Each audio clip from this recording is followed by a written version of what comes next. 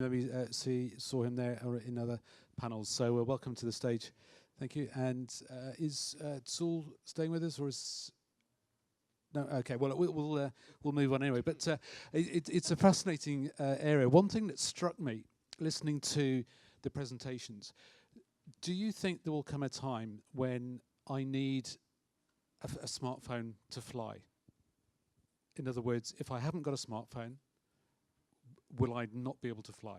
Is a concern that some people will have. Adoption rates are growing, we know that, but there are some people who haven't yet made that step. Absolutely. It might sound slightly Nirvana-esque right now in 2014, but we in AirAsia we're seeing great adoption of our mobile technology, both in terms of the booking engine, the mobile platform that were originally launched back in 2012. So we're seeing great propensity from our consumers to use the mobile platform for booking, but also now starting to convert consumers who were previously on web and conventional counter check-in channels. So we're seeing now upwards of 5% of our overall consumers. We fly 52 million passengers per year. So around about 3 million passengers per annum today are using our mobile for check-in activity. Now that may sound small in terms of overall activity, but operating in a demographic like we do in Southeast Asia, adoption has been slow. We were one of the first airlines, I think the first airline back in 2002 to launch web check-in in Asia, and we've reached 70% of customers now using that channel. So I will foresee that we will be cannibalizing our web check-in and web sales channels for mobile. In fact, we were just discussing last week in Kuala Lumpur that exact topic. Mobile will be the only way. We foresee that today. Interestingly, we were discussing about Apple and the Apple Pay solution, the NFC developments. So if you arrive in the airport without a mobile phone that is capable of getting you through the airport journey and making it as seamless as possible, we want to incentivize you to do that. So if you're a smartphone user, you should be incentivized. There should be no queues. Queues should be a thing of the past in airport environments where we're pushing auto bag drops and mobile technology. So I completely subscribe to that view. We in AirAsia are just now working out how we make that happen. It won't happen overnight. This is not a revolution.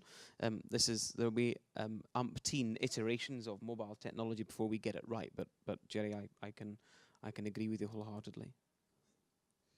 Andrew, Jacob, your thoughts? I mean, I would agree. I mean, who would want to travel without a smartphone? I think will be the case, and who will want to stand in the queues, because that's essentially what will happen. You'll have one person at the airport working in for the 10 people that forgot or something like that. They'll have to wait in the queue and be serviced, and just people will hate it so much they'll want to have their phone. I think I agree about it, but for the time being, I guess as a full service carrier, we will treat the customer who without the smartphone same as people who use the smartphone. But of course, if you have a smartphone, the travel will be a lot more easier for them. But we will treat it equally. At least we know we won't gonna say that if you have a smartphone, we will sell the ticket cheaper than the people who doesn't. We won't gonna do that now. Interesting idea there. Now, but I think we will, because we in Japan we see many companies that doesn't allow their employee to use smartphone for a security reason. They encourage the company who distribute all type of phone with an iPad or PC to make sure that there is no security risk within the company. So we see many companies are still using old type of phones. So that is one market that we don't want to lose. So we will keep on supporting those kind of old-fashioned boarding credential. But at the same time, we will trying to educate the customer. We want them to shift to the smartphone, and that will be, of course, we're gonna reduce our operation costs at the same time. And Sure. yes, including BlackBerry. Yeah. maybe Stephen. just to add there. I mean, I sympathise with Andrew, and I can tend to agree with his sentiments. But the view that we've taken is you should absolutely incentivise and reward those who are willing to go the extra mile. So you hold a smartphone, you book online, you should be able to access the lowest fares. So you will pay a lower price than somebody who walks up to a travel agent or to an airport sales counter. If you are stupid enough now in 2014 not to be able to print a boarding pass from home, then you will pay a counter check-in fee. And in markets where we can't charge a counter check-in fee because of draconian governments and draconian legislation, we will offset that with a discount. So we will provide a discount to you at the point of sale, providing you use web check-in or a self-service channel. If you don't, when you get to the airport, I'm going to now ask for that discount back. That way I get around the counter fee charge, because it's no longer a counter fee, it's a discount for using self-service. But we should absolutely be incentivizing those. So yeah, it's a long journey. I actually think Japan was one of the best adopters. I lived in Japan for a couple of years, and Japan has been one of the biggest adopters of mobile technology. NFC was in Japan before it was anywhere else. On a large scale use. So, boarding gates where these guys in JAL, I'm embarrassed to say, can board a 777 in 10 minutes. It's frankly embarrassing that it takes me 20 minutes to board an A320 in a conventional way, but the Japanese and Japan Airlines and ANA to a certain extent have trained the consumers. So I don't think there's any issue for Andrew. I think he's being typical Japanese conservative and not wanting to push the boundaries that little bit further, because I'm sure you can. In any market that will adopt, it's the Japanese. And in terms of that adoption, is the adoption rate of the technology, does it have a very high correlation with the willingness and the comfort that passengers will have in using that technology? So, for example, I might make that step from having an old-fashioned feature phone into a smartphone, but does that necessarily mean that I'm then going to be comfortable using it in the way that you're describing? And in the way that you would want me to use. So I'm not trying to pick holes in it. I'm just thinking from a customer's perspective, there will be some people who are being dragged along rather than being sort of pushed along.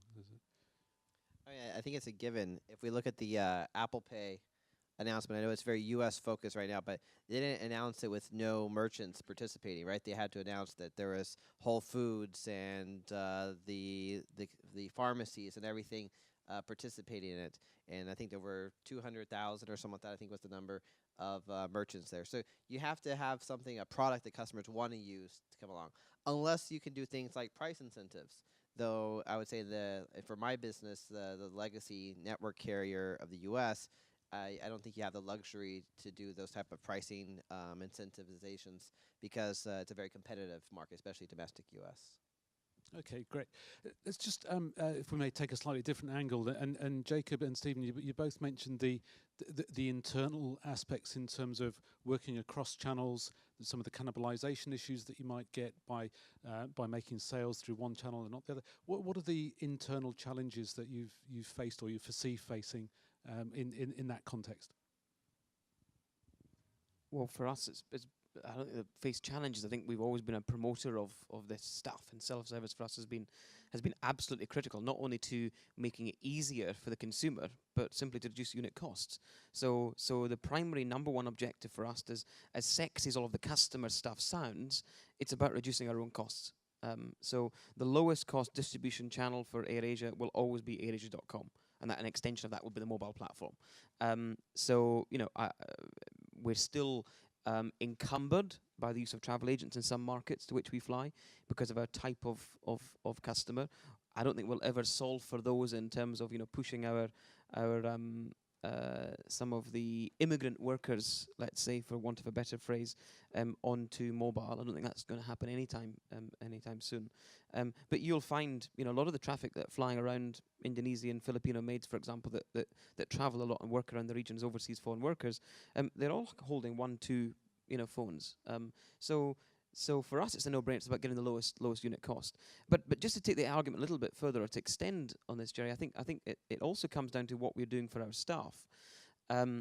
We are vehemently against the imposition of common user technology in airports. Common user is bloody expensive, and it's a duopoly between SITA and ARINC. those guys we work with very well in some aspects. So I don't have a dislike with them. They're there to run a business as we are. But the imposition by the airport operator slows us down. Because we can deploy to market much more quickly without having a middle layer to push through. An example, mobile boarding passes. Some of the airports to which we operate will not accept a mobile boarding pass without us subscribing to their common user providers system to verify that the boarding pass is bona fide. Now, that's nonsensical because the majority of our markets to which we operate, the regulators and the airports say, it looks like an AirAsia boarding pass, it matches the name on the passport, what's the problem? So I think the difficulty for us are not the internal challenges. The difficulty for us are the external challenges by lazy and fat regulators who aren't as progressive in our part of the world as they may well be in Europe or the US or others. Jacob, is that something you've seen in the US? I wouldn't say that we're necessarily a battle with the government on any kind of specific issue like this. I think right now it's very interesting to monitor the airfare transparency laws that are coming into play because that has a very big impact on mobile, right? There's two sides to the argument. One, that a very clear display, all-in fare is very understandable to the customer. I think the other side says that the government is about almost 50% of the cost of the ticket, and you should make it very clear that the government's that cost of the ticket. But in terms of adopting technology and implementing technology, there's definitely the more middle people you put into play, especially the common use, does add a level of complexity to deploying things. I would say as we look to deploy things for especially the airport staff, we have to take those things into account because if we want 100% adoption and also the experience that even the customer has when working with our frontline staff, you have to have it deployed system-wide, and sometimes it can get very difficult. That's why we want to have the mobile platform push because the customer, it's direct to customer. You don't have to worry about that middle layer. And if you can get your staff hooked up with a 3G connection or 4G connection, then or in your own Wi-Fi, then you can actually push to them their own devices outside of those. I think that's what you're getting at. You can have your own devices as well. Absolutely. Thank you. And Andrew, in terms of what JL has done with the airports that you work with, given you're obviously coming from an airline standpoint, they've got their business to run, they have other customers. How have you managed to get them to adopt the technology and the processes that work best for you? One, we take a long time. We started 2005, so it's take more than 10 years to come up to here. And I think other is it's not just airline. You have to have the whole community to support the new technology. For instance, in Japan, it's not just airline. You can use the same technology adopt at the train, subways, a vending machine, convenience store. I mean everything. So people used to use the new technology in their life, and that's how they can use it in the airport. And actually, when we talk to the authority, when we talk with the government, when we talk with the airport, for them, it's not a new technology. The people at the government, they are using the same technology, NFC or the mobile at their home, when they travel, commute to the office. So actually they have the mind that they understand how the technology should work and how it should adopt into the airline business. So I think it's not just we have to do the hard work, have to have the whole society to work together at the same time to make things happen, I would say. Okay, thank you. I was going to ask one more question, and I'll come back to the floor. So so please get your questions ready. We talk about mobile, and it's just a question of is the definition of what we mean by mobile changing? In other words, are wearable devices here to stay? You talked about the amount of units that are going to be shipped next year. A lot of organisations will hear the word mobile and they will think maybe some of them are only just recognising that that's smartphone. They've made the leap from laptops or whatever. So where do you see that going in terms of what we should define as being mobile technology? Well, it is a tough question. For short term, when we refer mobile, I think everybody will think about smartphone, Android or iPhone, maybe not BlackBerry, but I think and this particular moment we should think about whether the Google Glass and watch, those kind of things, considered as a mobile or not. Maybe in the long term, maybe other devices are gonna happen, gonna develop. Maybe someday, when the children's born, everybody will gonna have NFC injected inside, and you don't really have to have a mobile. The technology develops so rapidly, and nobody can actually predict what's gonna happen. So it's very hard to tell. But for our side, right now for JAL, we are actually thinking about whether we should include a watch and glass as a mobile device for customer use. We did it for our staff. We use it for our staff right now to see whether it's useful or not. And if the result come out well, then we will next step we will think about we were going to deploy for the customer service. Thank you, Stephen. Yeah, I think the traditional view is mobile telephone. I think mobile should include anything that allows the consumer to move through the process from booking through to actually getting off the aircraft to claiming lost baggage to whatever. To do that on the go and as simply as possible for them. But it also should include what we are doing internally that the customer may not necessarily see. So an example is we in trying to move away from these imposed common user systems, we're equipping all of our guest services staff with tablets. So the ideal customer for us is one that arrives, is checked in bought their seat on a mobile phone, bought their meals on a mobile phone, upgraded their baggage, whatever, checked in online, arrived at the airport, goes to an auto bag drop, they have their permanent bag tag with them, they scan their mobile boarding pass, the bag disappears. They go through a boarding gate, much like these guys invented 10 years ago that we've not quite got into Southeast Asia yet, with auto boarding gates, and they get on the aircraft. They can then order their food and beverage online. They can join our newly launched Wi-Fi that we launched last month. Trialing on 4 aircraft currently in the Malaysian subfleet, and they can have a TripAdvisor type experience with comments about where they're going in their journey or where they want to end up. They can book hotels whilst they're with us. We're also looking at an online dating app on the aircraft, so we'll create a Tinder type experience for our customers. So you can tag yourself on the flight with who you're interested in. So mobile can be quirky. Yes, primarily it was designed for us to make to reduce our unit costs and to outsource as much of the process to the customer as possible. But one mustn't forget the staff.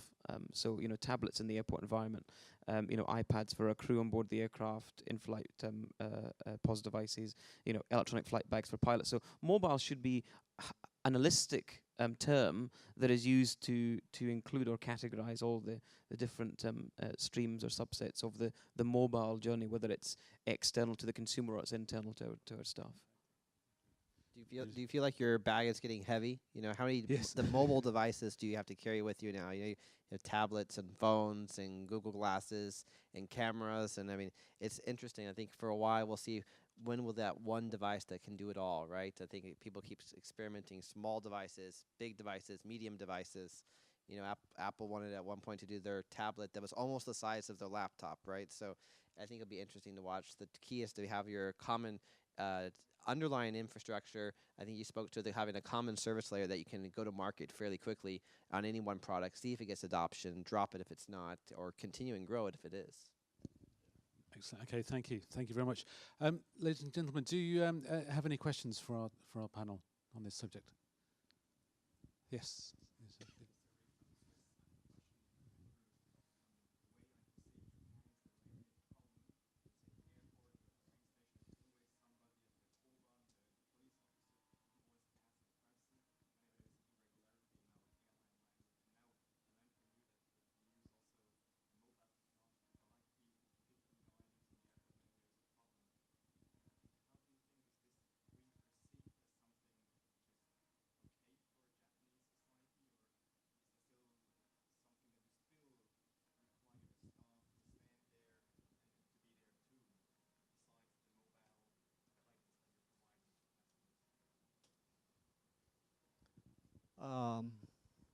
Well, I have to say both are important.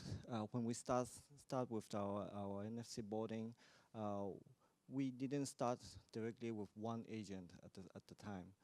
For a couple of years, we do have several agents who guide the customer how to use it. We actually we need the time to educate the passenger how to use it. And well, 10 years is kind of long, but I would say it should be more shorter and shorter.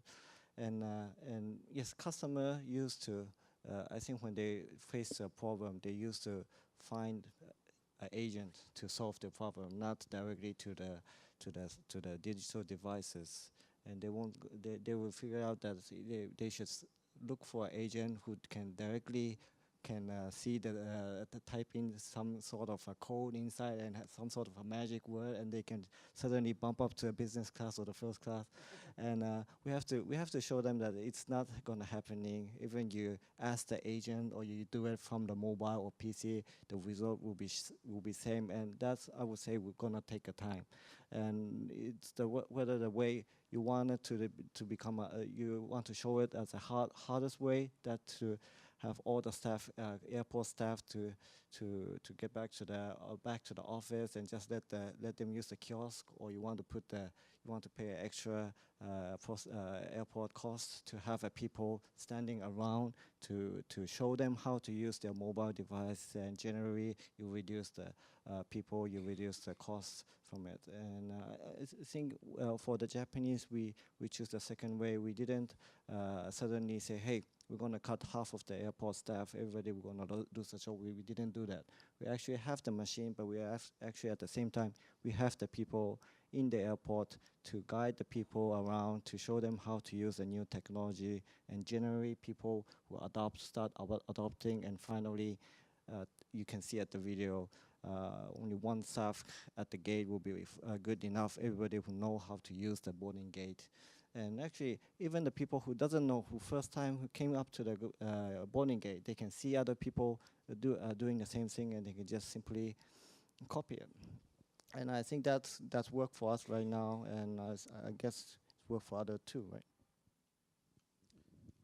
Yeah, no, it's great. Thank you. Alina, I think you had a question. Sorry.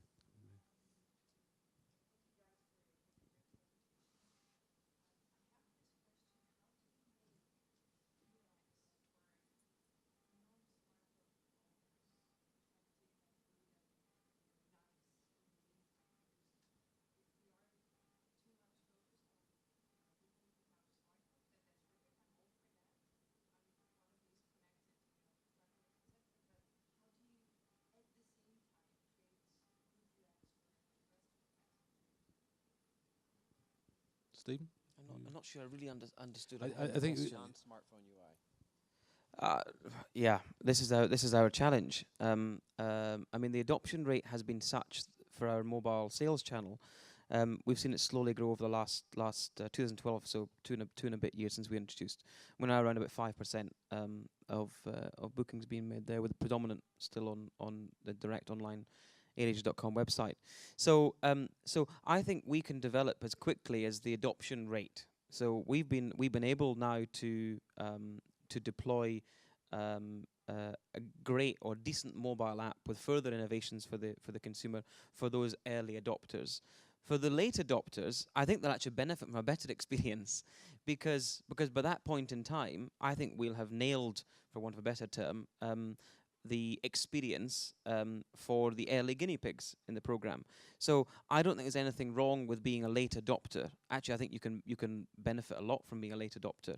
In the interim, to sort of echo Andrew's comment earlier, we shouldn't be punitive for those that can't today adopt mobile or smartphone technology. We shouldn't be punitive. We need to recognize that they will still exist. But when you've got a significant proportion of your customers who in 2001, when we launched operations, did not have access to internet, they found access. They went to their nephews or their grandsons or the internet cafe down the road so they could get the lowest fare. They learned. They behaved in a way that was conducive to them getting a better outcome. I suspect very much that we'll see the same with smartphone adoption in Southeast Asia, because Asians are smart. they like new technology. They like to do some great stuff, and they've been great adopters to date. So I think we'll see a very similar outcome there. It will take us some time. In the meantime, key for us is don't be punitive. Continue to incentivize those that will follow the process, and make sure. Again, Andrew's point is make sure you're providing staff to support those that need support to manage those exceptions. Thank you, Stephen. Just this gentleman here, and then we'll come to Olivia.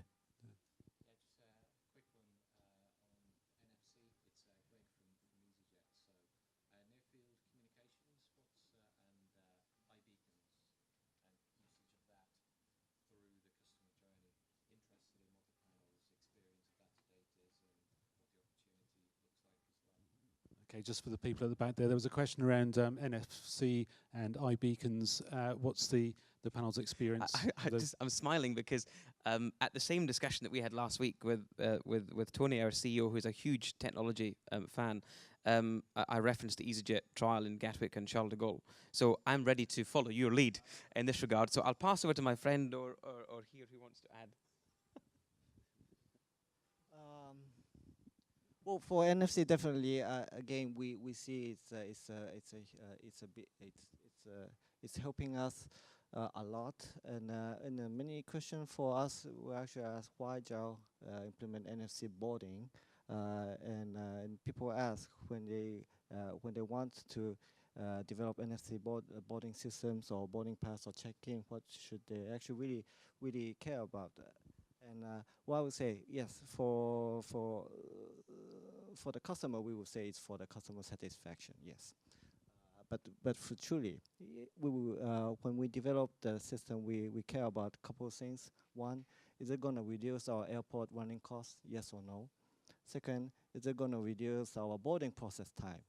If it's going to double our boarding process time, we shouldn't pay the money to develop our NFC boarding systems. If it's not going to reduce our airport operation costs, then we might not don't develop it. We just stay as what we are right now. But we did a couple of experimental, and we see that other industrial like train or bus, they are doing a very good job with the NFC. So that's what the key of the point that we decided. Yes, it will gonna reduce our airport running costs. Yes, it will gonna reduce our boarding process time. And to reduce our boarding process time, that means that it's gonna reduce the customer stress point. The customer will be able to going through the boarding process much more faster. So so that is what we decided, that NFC technology is benefiting our industry a lot. For iBeacon, yes, I think we still have to try. I don't think there is a very successful case that has been developed with the iBeacon right now. And next week we are trying our first iBeacon solution for the customer, and we really want to learn about it from it. And I think it's not just iBeacon, it's for everything. We have to try it out. We see it. If it's gonna work, we develop it more. If it's not, we just simply cut it loose and look for other technology. Yeah, thanks, Andrew. Who's it? Olivier. One quick question. Oh, you need to go next door. That was your question. Okay, yes.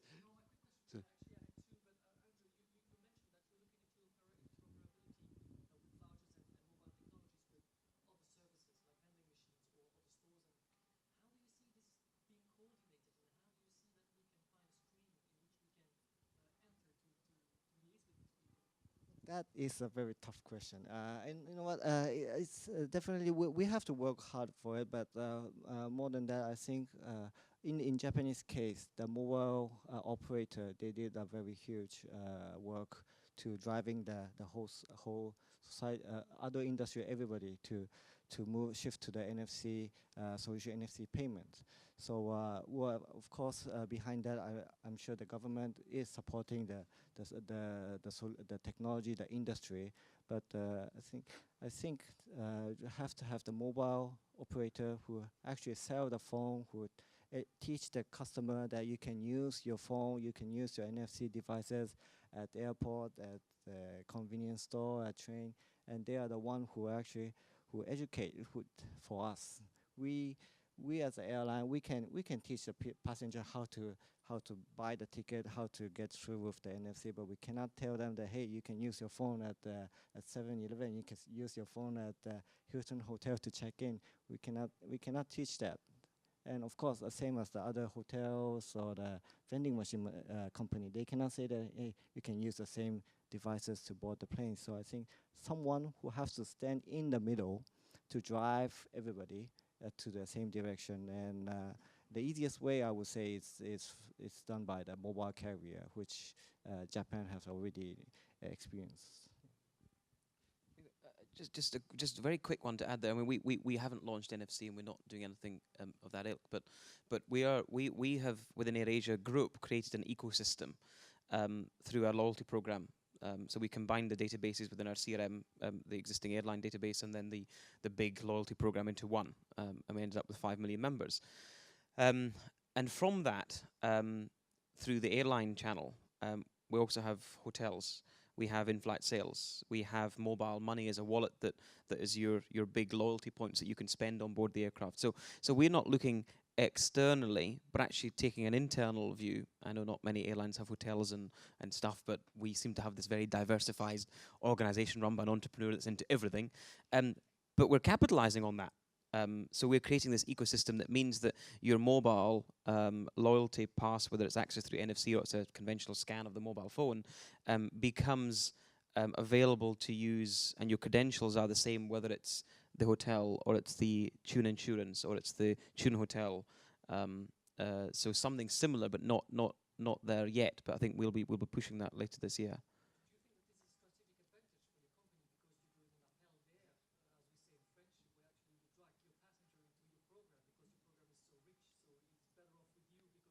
Absolutely, yeah, absolutely. I mean, you know, we also partner with Expedia, so we own 50% of AirAsia Expedia, based in Singapore, so runs the Southeast Asian inventory, and that works really well.